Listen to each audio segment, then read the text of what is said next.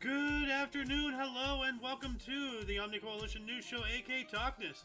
This show is a dive into the weird, obscure, bizarre, in other words for... Am I even on? Yes, my mic is on. Other words for notable events, weather, and sports, covering topics seldomly, if ever, seen from most news sources these days. Join us! During a time of political overabundance and divisiveness, we present you with more unifying topics to discuss, for the most part. For links to these articles and anything else potentially interesting, please check the underbar of the description below, and all links gathered throughout the show will appear post-live stream as per usual. Anyway, I am A.O. Xander, and thank you very much for watching, you viewer. Whether you're watching us live or at some point in the space-time continuum, you know, it doesn't matter. A view's a view, and I really appreciate it. And today is Freya's Day, aka Friday, January 12th, 2024. Alright, so, what do we got in the news today? Let's move on up to here, because there's these first 5 stories MTM found, and I want him to cover those. So, first and foremost here we have from Oddity Central, tattoo artist's unique style will make you experience blurry vision. Says here, Portland-based tattoo artist Winston Whale. Let's see if I can expand this. Nope, it doesn't. Okay, well, Winston the Whale creates simple yet impressive 3D tattoos that make viewers feel like they are experiencing blurry vision. Winston the Whale started making his signature 3D tattoos after a friend asked him if he could make a 3-dimensional design for him. It ended up better than he hoped, so he kept making them. To be clear, the artist's works aren't really 3D, they just have that nostalgic red and blue color scheme and overlapping pattern that tricks the viewer's eyes into thinking they are seeing double. Even though trippy, colorful tattoos are now his bread and butter, 3D tattoos still have a special place in Winston's heart. So here's a couple of examples. You have a mountain, you know, with the sun coming out, some pine trees, some kind of face with a lightning bolt over it, a snail, you know, a pizza. That's an interesting tattoo. Pizza with a Cupid heart thing going through it here. UFO, okay, a cactus. Pretty cool stuff. And you know, we will be covering another tattoo article here later on in the show, so hang tight if you like tattoos. But yeah. What else do we got here? More from Oddity Central. Jehovah's Witness sues country for receiving life-saving blood transfusion against her will. What? A Jehovah's Witness has taken the country of Spain to the European Court of Human Rights for administering her a blood transfusion during surgery against her will. What's her name? Rosa? Yeah, Rosa Adlamira Pindo Mula, an Ecuadorian woman living in Spain, claims to be a victim of medical paternalism due to her nationality and religion. In 2017, following a series of medical examinations, the 53-year-old woman was advised to go under surgery. The next year, before the procedure, Pindo Mula was presented with the 3 documents to fill out: an advance directive, a long-term power of attorney, and an informed consent form. She claims to have specifically mentioned in all 3 that she was a Jehovah's Witness and that she refused to receive any kind of blood transfusion, be it blood, red blood cells, white blood cells, platelets, or plasma, even at the cost of her own life. After suffering a life-threatening hemorrhage during surgery, she received a blood transfusion, and she has been seeking justice ever since. Well, I mean, like, I can see, like, you know, how this could be considered stopping an act of God from letting you die to see the Lord sooner.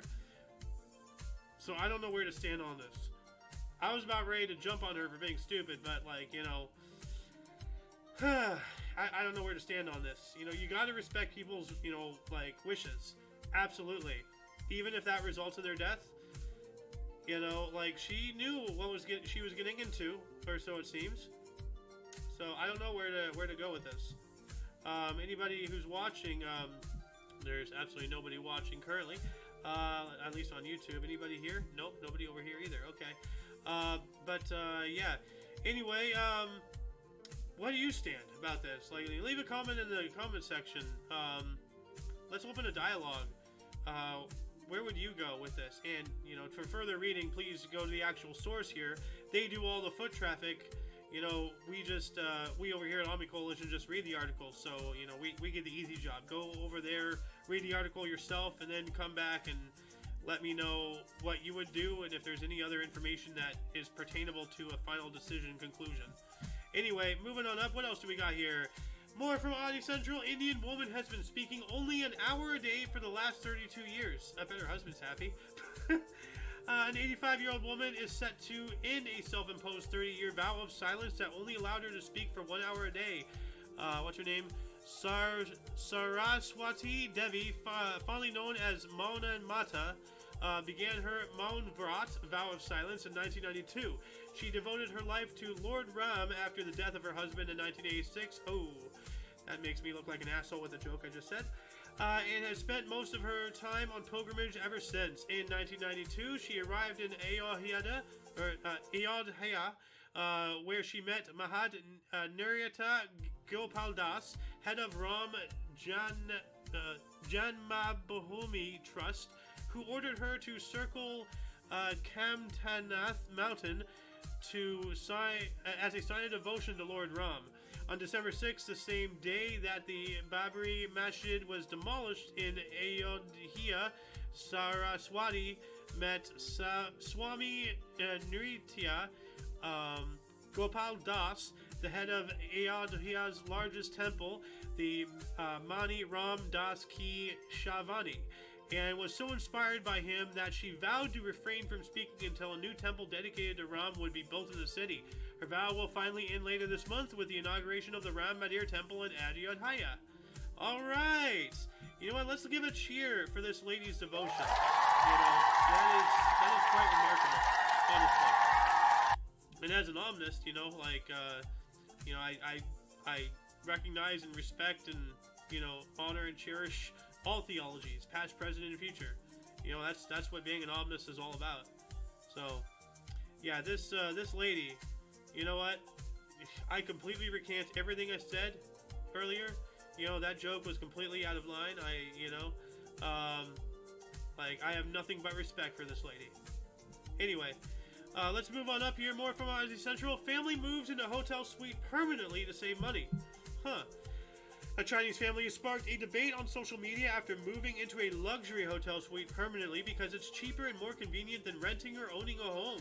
The family of 8 has been living in a luxury hotel in Nanyang, China's Henan province, for 229 days and has no plans to move out anytime soon.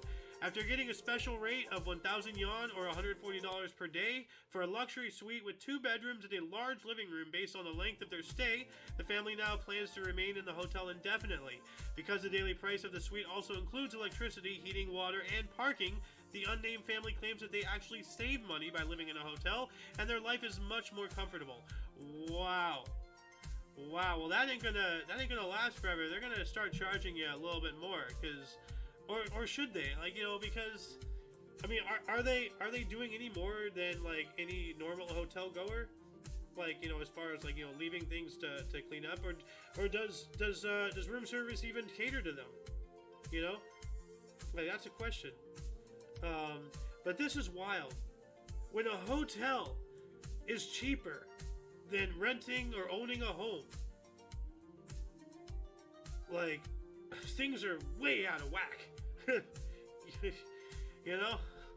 Wow. Anyway, what else? Man digs 40-meter deep hole in his kitchen after dreaming he would strike gold. This, isn't this exactly like one of the premise to an American Dad episode? Let's see here. A Brazilian man tragically lost his life by plunging down a deep shaft he had dug in his kitchen earlier, after dreaming that there was gold buried deep under his house. What's it? A 71-year-old. Wow. 71-year-old João Pimenta de Silva's dream of enrichment ended as a nightmare that claimed his life. His lifeless body was found at the bottom of an exceptionally deep well he and his neighbors had dug under his kitchen in Ipatinga, a municipality in Brazil's Minas Gerais state. The man had reportedly dreamt that there had been gold under his home, and that all he had to do was to dig to get to it. He even told his neighbor about his dream, and even though he was laughed at in the beginning, De Silva was actually able to convince a man to assist him with the digging.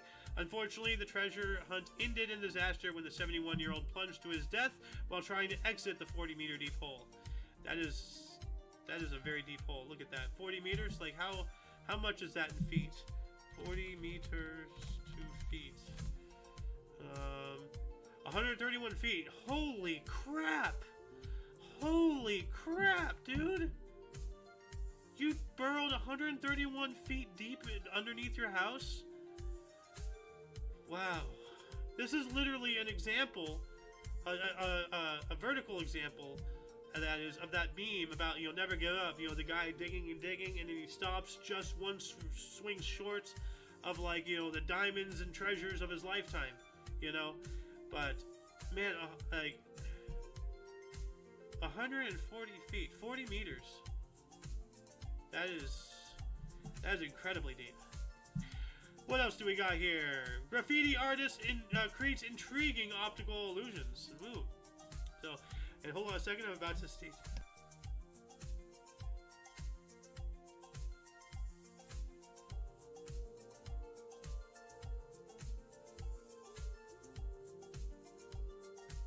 I'm sorry about that. I feel another sneeze coming along the way, but I'm going to try to power through this.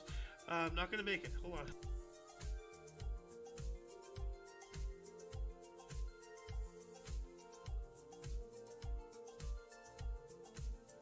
Okay, I'm not sure if that's the end of it, but anyway, Cosimo Caifa is a talented Italian graffiti artist who uses spray paint cans. Who uses spray cans to create some of the most fascinating street art illusions you've ever seen. 44-year-old Caifa, who also goes by Sheon, paints most of his impressive artworks in his hometown of Nervano near Milan. Most of his street projects not only integrate perfectly with their surroundings, but they also have this uncanny depth to them that often fools passersby. Having grown up around art and artists in Gallipoli, wow, Lise Cosmio started painting on canvas at a very young age, but as soon as he discovered graffiti, he knew that was what he wanted to do for the rest of his life. He taught himself 3D street art technique and has been using it for years to great effect to turn bland, boring urban spaces into outdoor works of art. And so, like, you saw me slowly scrolling into this, and this is, wow, it looks like he's reaching across, but he's not. Ooh. Wow, this is all just done with spray paint, guys. Wow, it's like he's getting a booster or something. No, that's a snail. That's what that is. Hold on a second, I'm about to sneeze again, so give me a moment.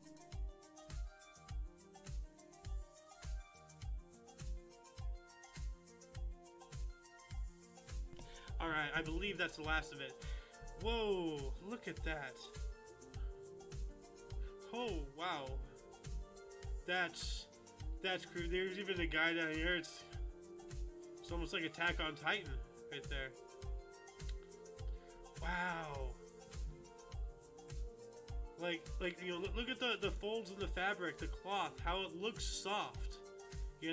How the Mickey is kind of folded over like a normal shirt. This is incredible. This is incredible. Oh. Anyway, I see we have a viewer, but no chat. Anyway, moving on up. What else do we got? Woman attempts record-breaking 127 hours long sing-along. Or sing-a-thon. Ghanaian personality Afua Asantewaa Owusu Aduonomo recently attempted to get her name into the Guinness Book of Records by attempting to sing continuously for 126 hours and 52 minutes. Last month, women's rights advocate, journalist, and event organizer, I'm not going to repeat her name again, tried to beat a world record that had been standing for over a decade. In 2012, Indian singer, okay, stop telling me her name. No, it's somebody else. Sunil Wagmar sang non-stop for 105 hours, an incredible feat that required a resilience, concentration, and mountains of energy. However, the Ghanaian woman claims to have beaten the old record by over 20 hours and is now waiting for confirmation from Guinness Records that her attempt was valid. She told journalists that she was hopeful of a favorable response in the coming days. So I wish you luck, lady. 126 hours and 52 minutes, that is a long time to sing.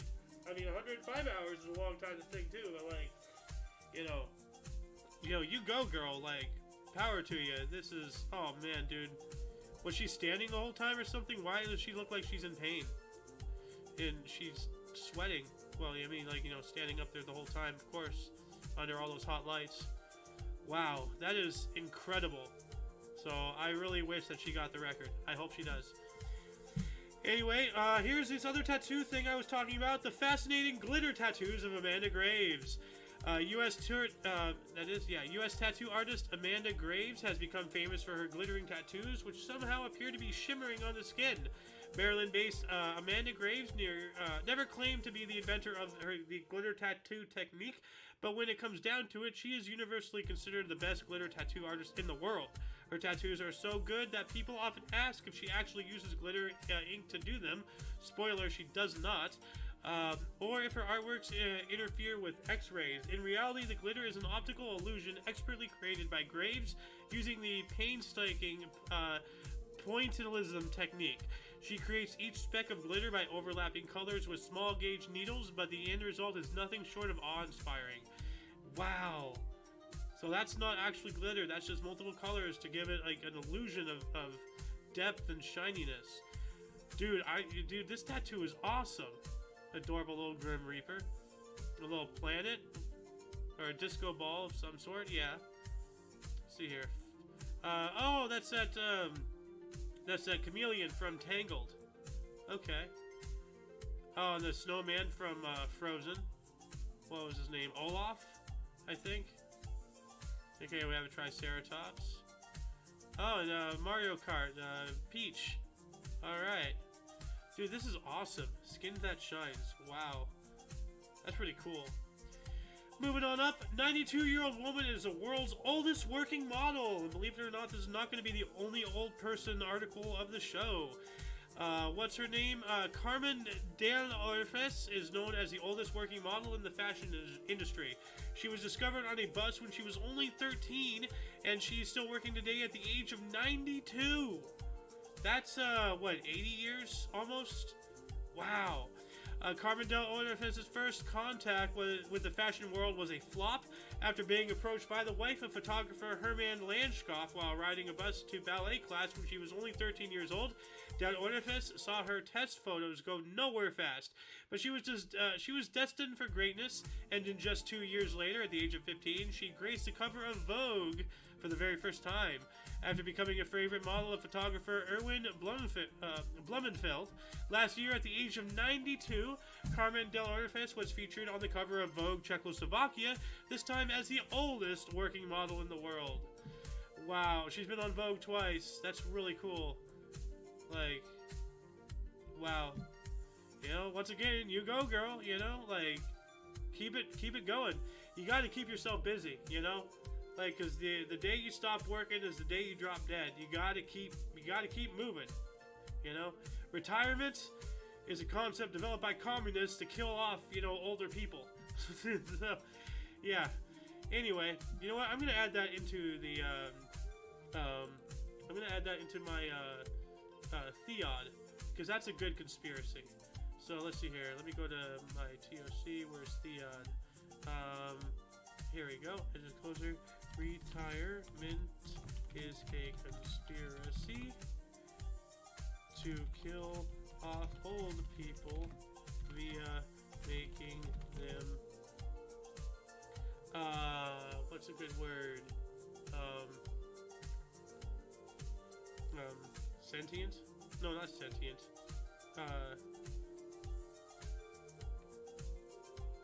Lethargic, I don't know. I guess. That's a good way to start it off. Anyway, more Variety Central here. The Crow Buster, a translucent piece of plastic that keeps crows at bay. A Japanese company that has been developing crow repellents for 15 years claims that this Crow Buster, a translucent piece of yellow plastic, is more effective than any scarecrow. Crows are auspicious omens in Japanese culture, but in day-to-day life, they can be quite pesky pests. Notoriously intelligent and highly adapted to both rural and urban environments, crows have been known to cause serious damage to fruit and vegetable farms, rummage through garbage in search of food, and attack smaller birds, animals, or even humans if they perceive them as threats. Because of their higher-than-average bird intellect and excellent memory, crows can be very tough to deal with, so even the most realistic of scarecrows may prove ineffective. However, one Japanese company claims that all you need to keep crows at bay is a surprisingly simple crow buster. So, let's see here.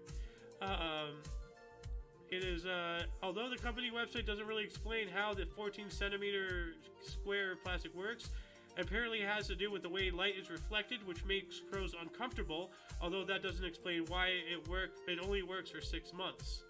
So even with this, it only works for 6 months. So, wow. Okay. Well, I have a good idea, but, you know, PETA won't like it.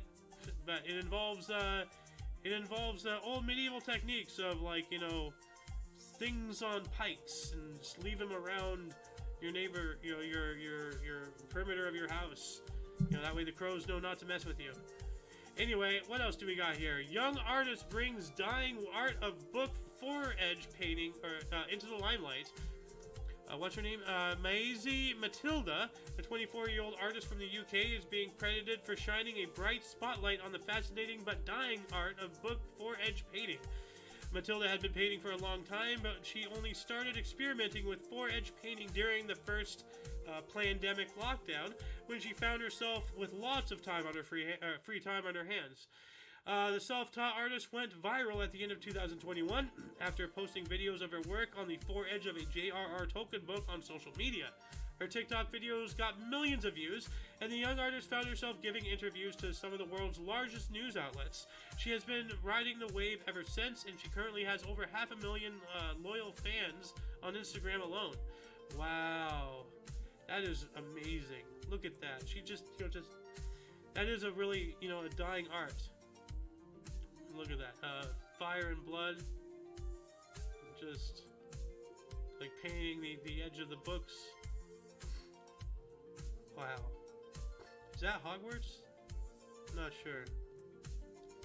And I swear that's Hogwarts. I'm sure of it. Oh.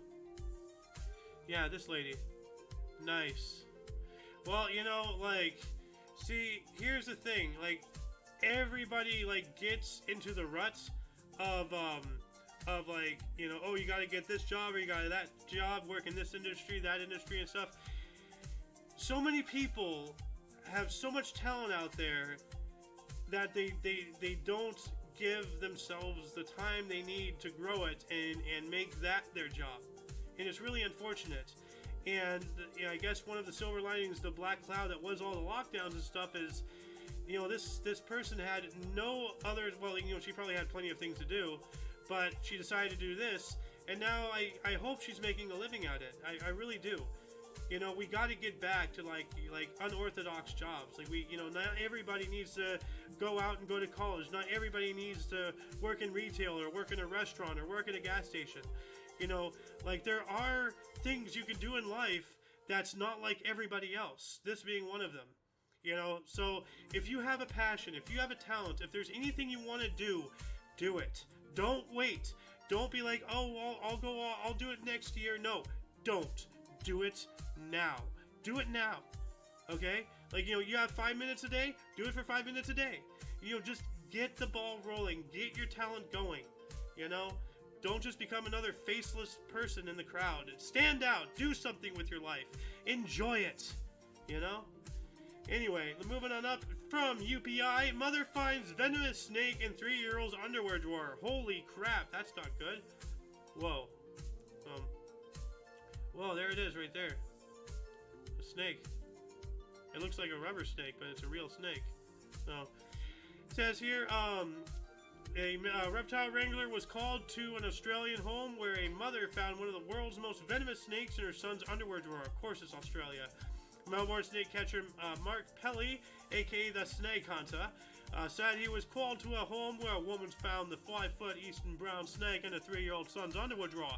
Pelly sheds video showing the moment he opened the drawer in the boy's bedroom and confirmed the presence of the eastern brown snake, considered the second most venomous species snake in the world. One bite from this and I'm gone. It's crikey. But yeah, no, this is absolutely terrifying. And, you know, as much as I wanted to move to Australia, you know, all the politics and all the current, you know, geopolitical, socioeconomic things that are happening right now, it's just not worth it with all the, you know, venomous reptiles and all the horrible things and whatnot, you know, that can get you outside of what humanity has already done. So, let's see if I have any comments. I do not there, and I do not there. Okay, moving on up. Infamous British Columbia ferries for sale on Facebook Marketplace. Huh. A trio of ferries built for use in British Columbia in the late 1990s are for sale on Facebook Marketplace. The Pacific Cat Explorer, Discovery, and Voyager, known as the Fast Cats, were built for use by FC Ferries in the 1990s, but the catamarans were famously over budget and failed to meet expectations for speed or efficiency. That's not good. Only 2 of the ferries were ever used by BC Ferries, the Explorer and Discovery, but they were pulled after just a few years of service and sold in 2003. The ferries are now owned by the government of Egypt, which left the boats vacant when they were found to be unsuitable for use in the Red Sea. And for further reading, please, go to the underbar of the description and you can see the rest yourself. But yeah, these ferries. British Columbia. Anyway. Ohio man attempting to play pinball for 63 hours. That's interesting. An Ohio man is this... no, it's not.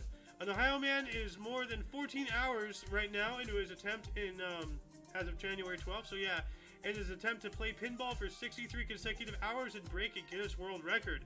Jim Foliano, executive director of the nonprofit Ticket to Hope, started playing the Avengers Infinity Quest pinball machine at Pinball Garage in Hamilton at 9 p.m. On Thursday, and he's planning to continue until about noon on Sunday. The record attempt is raising funds for the Joe Nuxhall Miracle League Fields and will go towards purchasing an Avengers Infinity Quest pinball machine in the group's new indoor facility, the Hope Center. The current record for longest marathon playing pinball stands at 62 hours and 21 minutes. It was set by Florida man Andrew Robishaw in September of last year. Alright, so I wish you luck, Mr. Foliano. May your pinballing be, tubular. What else do we have here? Emu escapes from Alabama home for a 3rd time. I tell you, dagnabbit, it's goddamn, emu. You get me? An emu named Esmeralda escaped from her Alabama home for the 3rd time and was spotted running loose around the town before returning home to her own. The city of Calera said in a Facebook post that Esmeralda reportedly had a domestic dispute involving her sister, resulting in Esmeralda making a swift exit from her owner's home, Jemison. Sue Sanford, owner of the emu, and her sister Ursula said that Esmeralda is the friendlier bird of the pair, but also the more adventurous one. Esmeralda previously escaped a few years ago and became a local celebrity when she escaped for the 2nd time in December. That was difficult. But yeah, this darn bird always escaping. So, I don't know, put a GPS tracker on it or something, like keep it on a chain, I don't know. Anyway, massive gummy bear mosaic breaks world record in Wisconsin. Hey, Alice's home state. Candy brand Haribo broke a Guinness World Record when it used its gold bear gummy candies to create a 353.1 square foot mosaic of the company's mascot. The company used approximately 150,000 gummy bears to create the image of its mascot, Gold Bear, in the gymnasium at the University of Wisconsin Parkside. The mosaic was created over the course of 4 hours by about 300 Haribo employees, accompanied by friends, family members, members of the Boys and Girls Club of Kenosha, and other local residents. The finished mosaic was examined by a Guinness World Records agitator and confirmed as the world's largest jelly/gummy bear mosaic, or gummy candy mosaic. So something pretty sweet happening. Go away. I'll have volume. Give me. So yeah, they're walking around on. Those are some sizable gummy bears too. Yeah, they're going around. They're just putting these trays down. So they do it by tray. Interesting. Oh, and somebody was eating one. But wow, dude. That's all gummy bears, believe it or not. That's all gummy bears. Wow. Absolutely amazing. What else do we got here? Australian woman wins world's ugliest lawn competition. Says here, an Australian woman's Bandicoot Ravage yard was dubbed the winner of the first ever world's ugliest lawn competition. Kathleen Murray of Sandford, Tasmania, was named winner of the contest, which was organized by the town of Gotland, Sweden. Oh, Those palm straights over there coming over here thinking that they can judge us by our lawn. We live in the outback. Hi, crikey, mate. Scotland started the contest 2 years ago to encourage locals to conserve water amid a near disastrous drought in the town, and this year the contest went global, with lawns in the United States, Canada, Britain, Germany, France, and Croatia competing for unaesthetic honors. Murray's lawn features sparse patches of yellow grass, shriveled plants, and dry divots caused by the local bandicoots. Aye. Get the bloody hell out of my lawn, you bandicoot! Aye, friggin' crash! Get back in your game, you 8-bit piece of wanker! But yeah, no, who wants this title, World's Ugliest Lawn? Is that even considered a lawn? That's a yard. Like, this poor lady. She's smiling though, so hey, you know, like, she's happy about it, so that's cool. Anyway, more from UPI. Man handedly sets world record with 61 consecutive handstand push-ups. Whoa, is this gonna be David Rush? Nope. We didn't talk about Rush today with a world record? What the hell? A Georgian athlete performed 61 handstand push-ups in a row to break a Guinness World Record. Sandro Parulava, a strength and conditioning coach, broke the record of 52 consecutive handstand push-ups set by Ukrainian Viktor Nabuk in 2019. Parulava said he had trained for 3 years to take on the record, and during the final year leading up to his attempt, he would practice for 6 days a week. Parulava said he is now planning to attempt the world records for the most handstand push-ups in 1 minute and the most handstand push-ups in 3 minutes. Alright, so, like, can you just roll one into the other? You know, you just start, and in a minute in, they count you there, and you just keep going for the rest of the other 2 for the 3. So, I wish you luck with that, man. We also have university aims to revive words including blatherskite and petrichor. Never heard of these. Michigan's Wayne State University released its 15th annual list of long list words due for a comeback, including blatherskite, raw gabbets, dollop, and petrichor. Well, we all know dollop. It's a dollop, a daisy. This year's words includes blatherskite, which is a person who talks with great length without making much sense. It sounds like me. Kerglaff, the shock felt with when one first plunges into cold water. Well, that makes sense. You know, the Kerglaff. A dollop, which is a shapeless mass or a blob of something, so a dollop of daisy. And then a cafe kalasak, an informal social gathering at which coffee is served, and as well as Pocky, having a mocking or cynical sense of humor. Huh.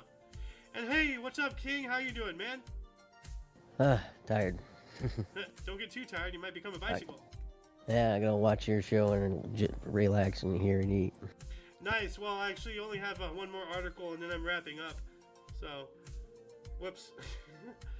But yeah, right here, and last but not least, as I said earlier, this is another article about a old person world record. 92-year-old Utah woman named world's oldest water skier. Whoa! Let's see here. A Utah woman who has been water skiing since 1961 was officially dubbed the world's oldest female water skier at the age of 92. Dwayne Jacobson Young of Fish Haven said she started water skiing on Lake Bear when she was 29 years old, and now she is joined by her outings by her children, grandchildren, and great-grandchildren. Young said she didn't know her family had applied for the Guinness World Records title on her behalf. They surprised her with the news at a family Christmas party. That is awesome. So let's watch this video. Hold on, let me bigger this here. Look at Granny go! Look at her go! 92 years old and still ripping the curls. What's up, King? I'm just imagining her and then one of her kids on top of her, and then one of her kids on top of her on that one, then one of her kids on top of that one, and the whole generation is just. So yeah, so like a human totem pole, yeah. like how they do that with the water skiing pyramid things. Should be grandma, parent, grandkid, yeah. Great grandkid, great grandkid. Dude, that's awesome. Good for her. Yeah. I can't even get up and do that. Yeah. Young's daughter then presented her with a Guinness World Records certificate. So So not only did they say they were going to do it, they already had done it, and they had their certificates. And they're like, oh, hey, by the way, you know? And it's just like, wow, that is, what an incredible gift, you know? So, but, yeah, as I said, that shall conclude the show. Once again, please check the underbar in the description below for any links you may be interested in, including but not limited to all things Omni Coalition. We're not just here on Rumble or on YouTube, we are also on BitChute and Odyssey. Links to those and all of our social medias and more down there on our link tree. For your dose of different and unusual news, aka notable events, weather, and sports, we stream every Friday at 3 p.m. Pacific Time, which is 4 Mountain, 5 Central, and 6 p.m. Eastern. We have other shows. We have This Date in History. You know, we show involving historical events that happen on that date almost every day at 11 in the morning Pacific Time. We have The Edge of Disclosure, Theod, ufology, paranormal conspiracy, you know, science technology show. Saturday at 3, so that's tomorrow. Kicking the Peanuts, you know, just talks about, you know, whatever that we have, you know, in mind or whatever, every Sunday at 3. And we also have, you know, the Omni Kitchen and iNosh and various other shows and whatnot. But if you want to catch us for our streams, if you're in the West, it's 11 and 3, all for thee. Mountain, 12 and 4, watch us for more. Central, 1 and 5 for the Contrive. And East, 2 and 6 for your fix. So for all of you and all of us, I am Xander. King's Refuge. And you, viewer, are you. And until you catch us some other point, whenever that is, wherever that is. Until then, don't forget to look right and left at every intersection, rate 5 thumbs, and subscribe. Toodles! Where's my thing? There it is. Okay. In this one.